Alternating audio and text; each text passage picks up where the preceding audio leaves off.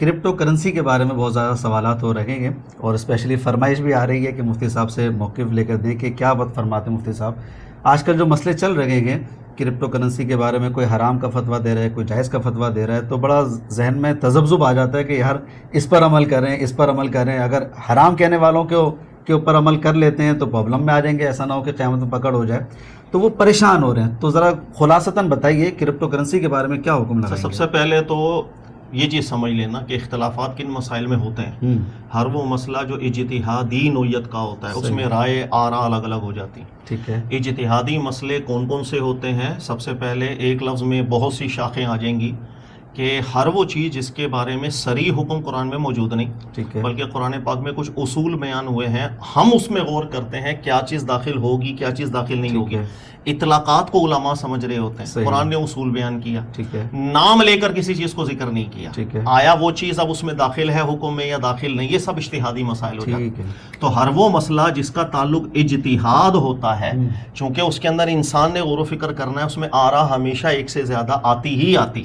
تو جب کبھی اس کے اندر جواز کی طرف علماء چلے گئے، عدم جواز کی طرف چلے گئے، تو پریشانی کی اس میں کوئی بات ہی نہیں ہے. اجتہادی مسائل میں صرف دلائل کے اوپر غور و فکر کیا جاتا ہے، جہاں کی دلیل احسن ہے اس کو فالو کر لیا جاتا ہے. اس چیز کی اللہ بارہا قرآن میں تعریف کرتے ہیں، یستمعون القول فیتبعون احسنہ.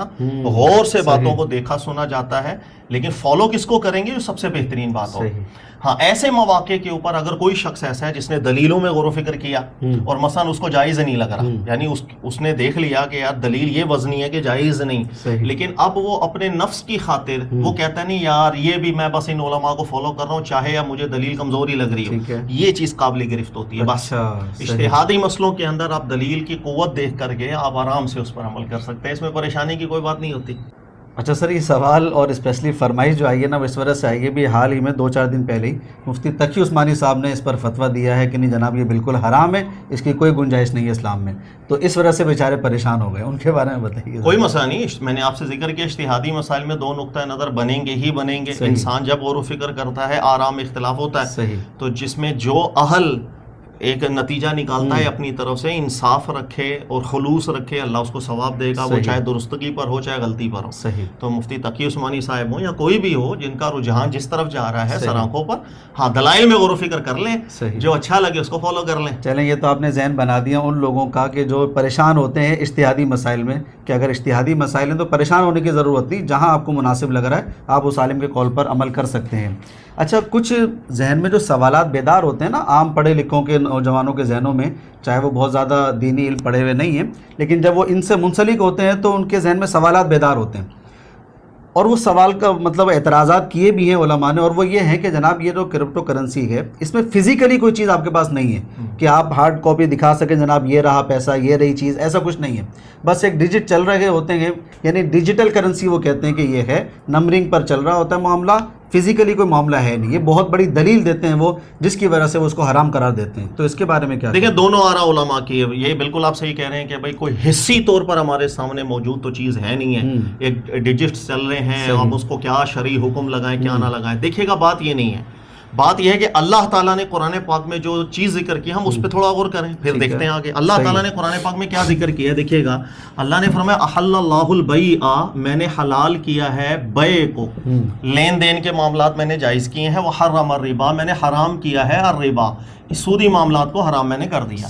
سر یہ تو حرام ہے، اس کو آپ سائڈ پہ کر دیں. جس چیز کو اللہ نے حلال کیا، سر اس میں کون کون سی چیزیں داخل ہوں گی، کون کون سی چیزیں داخل نہیں ہوں گی، کیا یہ فہرست اللہ تعالیٰ نے قرآن میں ذکر کی ہے؟ نہیں. ہم فہرست بنا رہے ہوتے ہیں، مداربت بھی اس میں داخل ہے، مشارکت بھی اس کے اندر داخل ہے، اجارہ بھی اس کے اندر داخل ہے، فلاں بھی داخل ہے. سر اللہ نے یہ لسٹ کہاں بنائی ہے؟ کیونکہ بیع عربی میں کس کو کہتے ہیں؟ مبادلۃ المال بالمال بالتراضی. تراضی کی کہتے تو قرآن پاک نے لگائی ہے. دوبارہ غور کریں، آسانی سے سمجھ میں آئے گی. بیع کہتے ہیں مبادلۃ المال، یعنی مال کا بدلہ مال کے ساتھ. میں نے کسی کو جا کے 100 روپیہ دیا اور چینی لے لی. دیکھو چینی بھی ایک مال ہے، یہ 100 روپیہ بھی ایک مال ہے، مال کے بدلے مال لے لیا. سر سوال یہ ہے کہ مال کے بدلے مال بیع ہوتا ہے، لیکن بہت سی صورتوں کے اندر ایک طرف مال نہیں ہوتا پھر بھی بیع ہو رہی ہوتی ہے. مثال طور پر اجارے کی صورتیں دیکھ لیں، آپ ایک طرف سے تو مال دے رہے ہوتے ہیں، دوسری طرف سے نا منافع ہوتے ہیں. مال نہیں ہوتا.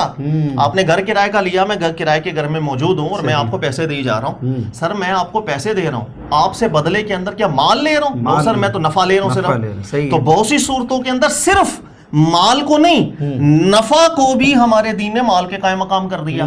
سر اللہ نے کیا فہرست بیان کی تھی؟ نو سر, اس نفع کو ہم نے مال کے قائم مقام کیوں کیا؟ سر اس وجہ سے کہ جو تبادلے چل رہے ہیں دنیا والوں کے, معاشرے کے, وہ سب اس اطلاق کے اندر داخل تھے, کیونکہ اللہ نے صرف اس میں سے ایک چیز کو خارج کیا. صحیح ہے سر. اس استدلال کو اپنے ذہن میں جب آپ رکھیں گے پھر آپ کو سمجھ میں آ جائے گی. یہ میرے ہاتھ کے اندر مثلاً یہاں کوئی کاغذ ہے, یہ کاغذ کا ٹکڑا میں لے لیتا ہوں, جیسے یہ میرے ہاتھ میں ایک کاغذ کا ٹکڑا ہے. جی سر میں آپ کو بولوں یہ مجھے 100 روپے میں خریدیں, مطلب ویسے نہیں خریدے گا, ٹھیک ہے بھائی, یہ کاغذ کا ٹکڑا مجھے روڈ سے ملا, میں نے اٹھایا, میں آپ کو کہہ رہا ہوں مجھے 4000 روپے دو, یہ لے لو, کون لے گا؟ بولے اس کی قیمت کیا ہے؟ سر 10 روپے کا, 5 روپے کا.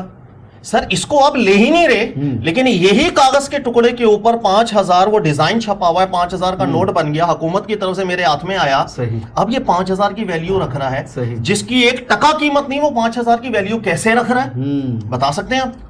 یعنی عام حالت میں اتنا کاغذ کا ٹکڑا میں 1 روپے میں نہ لوں, میں بولوں گا مجھے 10 جگہوں سے فری مل جائے گا, لیکن اب میں اس کو ویلیو دے رہا ہوں. تو یہ ویلیو کیا قرآن نے دی ہے؟ سر مجھے بتائیں, قرآن پاک نے ایک کاغذ کے نوٹ کو 5000 کی ویلیو دی, نس کہاں ہے؟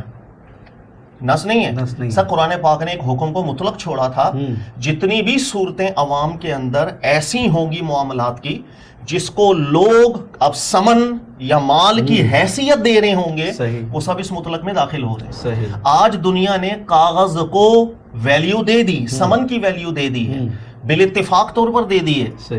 ہر بندہ عالم ہو, عالم نہ ہو, کوئی بھی ہو, بزنس مین ہو, سب اس کو ویلیو دے رہے ہیں نا. سر ختم ہو گئی بات, وہ اس مطلق میں داخل ہو جائے. جب یہ چیز, اچھا پہلے تو اس کے پیچھے ضمانتیں ہوتی تھیں, سونا چاندی, اب وہ بھی نہیں ہوتی, اب صرف حکومت کی ضمانت ہوتی ہے. ٹھیک ہے. سب سے بڑا مسئلہ کیا ہے؟ اصل میں لوگوں کو پتہ بھی نہیں. عام طور پہ لوگ یہ سمجھتے ہیں کوئی حصی چیز نہیں ہے. اصل مسئلہ یہ نہیں. مسئلہ یہ کہ آج کی دنیا کے اندر جس طرح ایک بے قیمتی چیز کاغذ کے ٹکڑے کو لوگوں نے ویلیو دے دی, تو ہم اس کو اسی اطلاق میں داخل کر رہے ہیں. تو چاہے آج ڈیجیٹل کرنسی ہو, لوگوں نے کیا اس کو ویلیو دے دی یا نہیں دے دی؟ پڑھے لکھوں نے, کاروباری لوگوں نے, سب لوگوں نے, دنیا کے اکثریت نے جب دے دی, تو پھر اس اطلاق سے نکلنے کی آپ کے پاس کیا دلیل؟ سر سب سے زیادہ بڑا مسئلہ جو ہوتا ہے, دیکھیں اب ٹیکنیکل گفتگو ہم تو نہیں کر سکتے ہیں, میں لوگوں کو سمجھا دوں. مسئلہ صرف یہ ہے, کاغذ کے پیچھے حکومت کی ضمانت موجود ہوتی ہے. جتنی بھی ڈیجیٹل کرنسیاں بھی موجود ہیں نا, اس کے پیچھے حکومتی ضمانتیں بعض حکومتیں لے لیتی ہیں, کئی حکومتیں ضمانت لیتی ہیں. یہ تھوڑا سا ایشو آ جاتا ہے. مثال کے طور پر ایک شخص نے اچانک مارکیٹ کریش کیا اور وہ کروڑوں سے زیرو پر آ گیا, سر اس کے پیچھے کیا ضمانت ہے؟ کسی چیز کی ضمانت موجود نہیں. اگر حکومت نے ضمانت نہیں لی ہوئی آپ کی, تو یہاں مسائل آ جاتے ہیں کہ بھائی مارکیٹ اچانک کریش کرتی ہے, پیچھے کوئی قواعد اور ضوابط حکومت کے تحت جو چل رہے ہوں گے ہمیں نظر نہیں آ رہے. اس لیے کئی لوگ اس میں ڈر جاتے ہیں. وہ احتیاط کہتے ہیں, بھائی احتیاط کا دامن آپ تھامے جب تک حکومتی سرپرستی اس کو لاحق نہ ہو جائے, تاکہ آپ کے پیچھے کوئی ضمانتی تو کھڑا ہو.